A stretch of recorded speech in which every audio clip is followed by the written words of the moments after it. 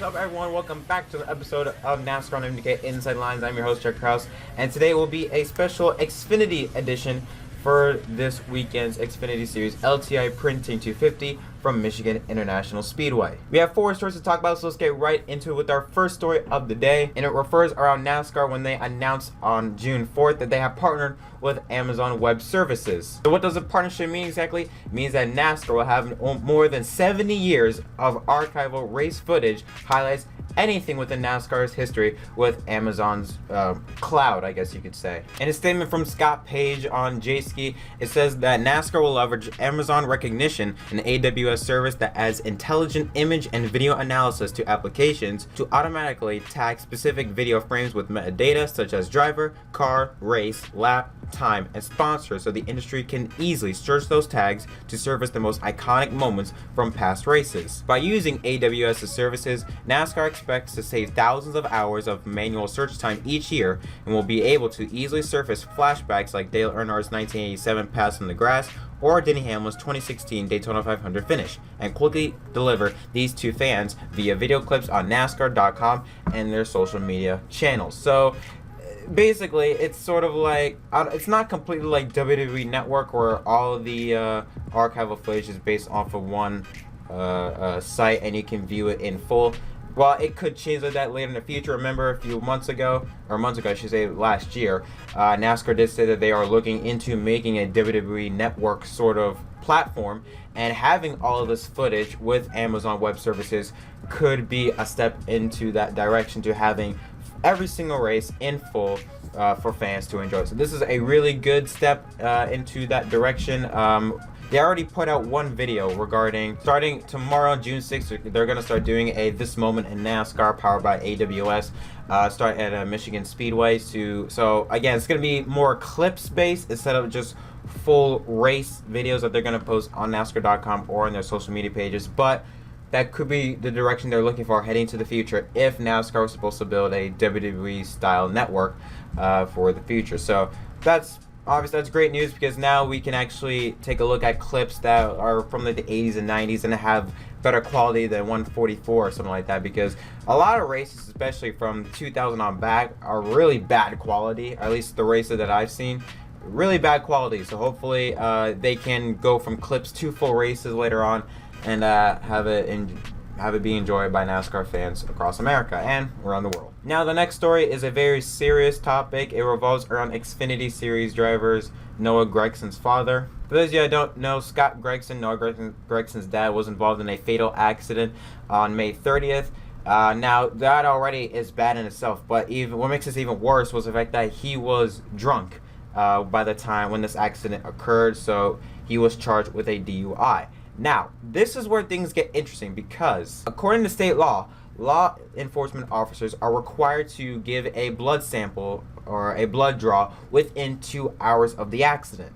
This incident, however, they took the blood draw 3.5 hours after the accident. So, as a result, this case could be dismissed. And now, to add even more of a complicated line to this story, the Metro's traffic captain that took the blood draw from Scott Gregson has now been relieved of his duties, and now sources thinking it could be connected to the Scott Gregson DUI case, and now treating it as if maybe he sort of had a role into, making sure he wouldn't get in trouble because he's rich and powerful. Could have maybe bribed him to maybe not take it within the 2 hours. Richard Strader, a retired sergeant from the Metro Police, said in a statement to CBS News 8, "When you're talking about an impaired driver with a crash, or with a crash where there's a death, the clock is ticking," Strader said. "There is really no reason for it to go too far past the 2 hours." Gregson pleaded not guilty to 3 felony counts of DUI and 3 felony counts of reckless driving. His next court appearance is on October 28th. And really, this whole situation, I feel bad for Noah Gregson. Also, first of all, my condolences go out to the person that was killed in that crash. It was a 36-year-old woman. That's first and foremost. Just want to get that out there. But also, you sort of have to feel bad for Noah Gregson, because he had no involvement into this. Now, the reason why I mentioned him is because an incident not similar to this, but had consequences that were not right. For those who don't know, last year Connor Daly was an IndyCar driver and was gonna race in the NASCAR Xfinity Series event in Road America, I think it was, and he had Lilly Diabetes as a sponsor. Then, weeks leading up to the race, Lilly Diabetes pulled out of their sponsorship because of what his father, Derek Daly, said around 30 years ago in Ireland. He used a racial slur. He said the N-word, but he said it in a way that wasn't a derogatory slur. He just said it like as a way to sort of describe people. It's kind of difficult the way how I said out, but he didn't use it in a derogatory manner. But even that, they cut ties with him. And that was just a racial slur. That wasn't intended to be racist at all. This is involving a human life being lost. And with all this controversy going on, I won't be surprised a bit if this affects Noah. Again, I do not want anything to happen to Noah because it had nothing to do with him. But, I mean, with 2019 now, basically, you can do nothing really. But if something is connected to you in terms of blood or whatever, you can be affected. Which is unfair, but that's the way we live nowadays. Now, regarding this whole situation, a certain driver in the name of Corbin Forrester commented about this situation, retweeted a quote from the Las Vegas Twitter page that reported that Scott Gregson was facing a DUI charge. He said, and I quote, "He'll get away with it. Ask his kid. Money will get you anything." Now, again, while the situation may seem like money might help him get away with it, this was too soon, I guess you could say. This was sort of just not it was bad timing, to say the least. Again, what he said, again, it's sort of true, but bad timing, to say the least. And then he decided to go after some random fan, calling it fat and whatever, which was totally out of line. But I just wanted to talk about that because I thought it was kind of funny, and how people. A certain NASCAR driver just all of a sudden decided to just jump into this when no one expected any driver within the sport to talk about the situation, but Forrester decides to jump in on it.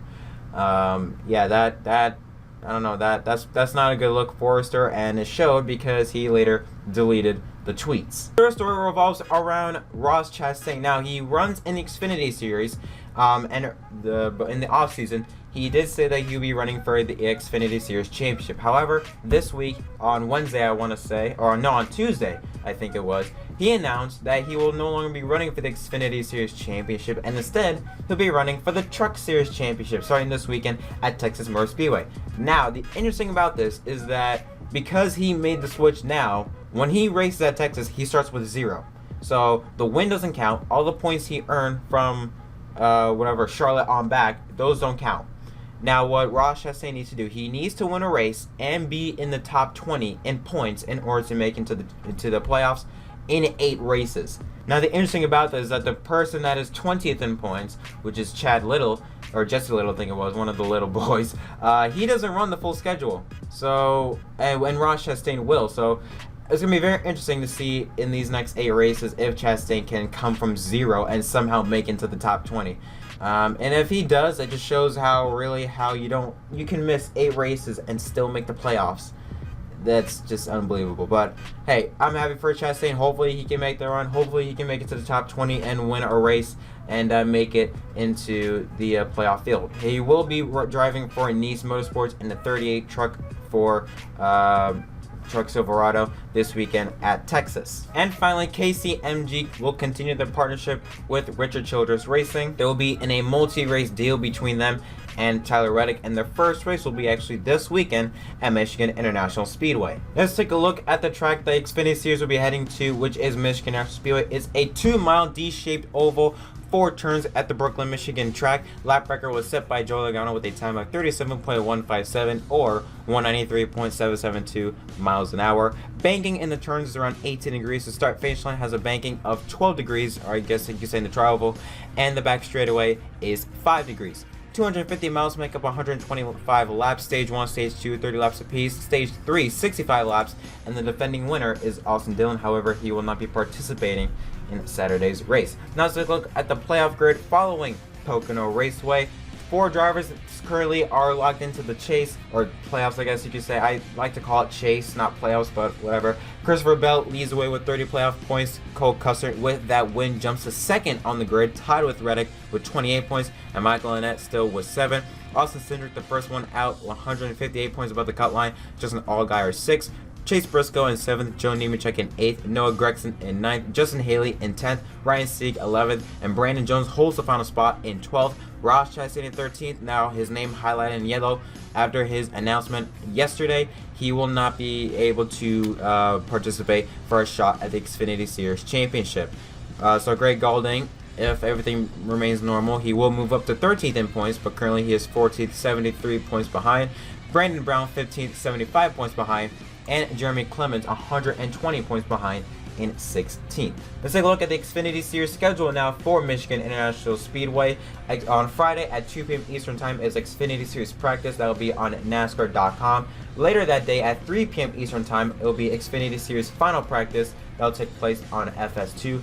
Xfinity Series qualifying will then take place on Saturday at 10:30 a.m. Eastern Time on FS2 as well. And then finally the race, the LTI Printing 250, that will be at 1:30 p.m. Eastern Time on FS1. And from the looks of it, racing on Saturday should be around 77 degrees with a 0% chance of rain, which means 100% chance to go racing. Obviously that can change as I'm recording this on Wednesday, but overall it should be a great day for racing for the Xfinity Series. I mean, really, there's nothing else for me to talk about in terms of what to expect for this race. Tyler Reddick and Christopher Bell, as well as Cole Custer, those three have put on really a show for the Xfinity Series. And the only driver that is in the Cup Series in terms of a big name, I guess I should say, is Paul Menard. He'll be driving in the 12 car for Team Penske. But other than that, in terms of actual big Cup drivers, he's really the only threat, I guess you could say. So it should be a very fun Xfinity race, to say the least. But that concludes the NASCAR and MDK Inside the Lines Xfinity edition of the show. Thank you so much for watching. Don't forget to leave a like